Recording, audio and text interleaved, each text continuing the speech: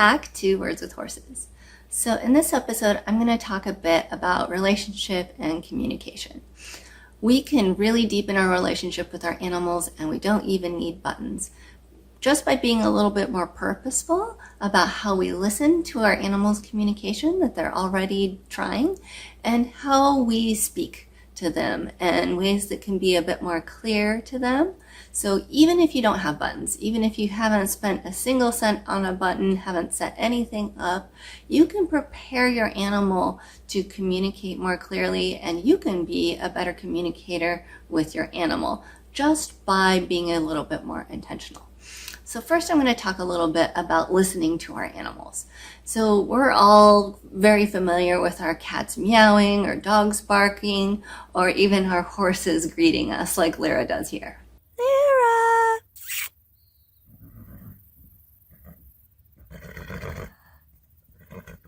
But the majority of horse communication is nonverbal. They're prey animals, and when they're talking to each other, they don't necessarily want to give themselves away to predators.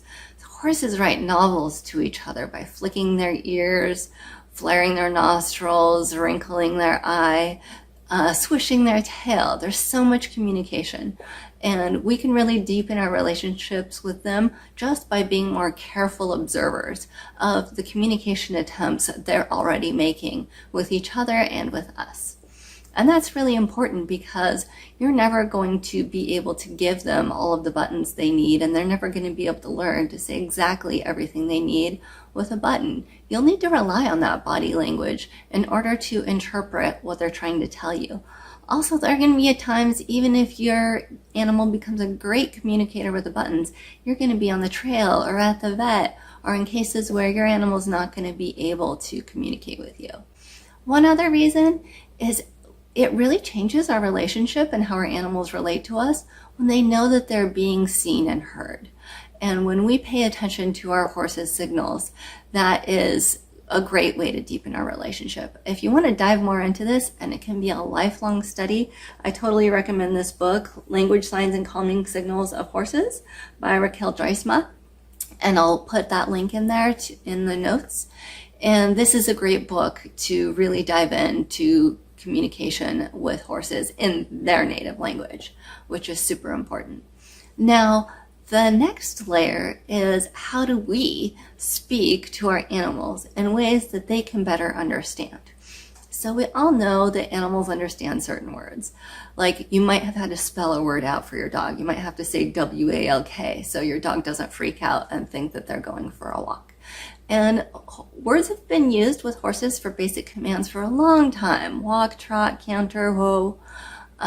So this is not totally new, but we can deepen this, and you can prepare your horse to be a better user and learner of human speech by being really clear and really concise in the words you use.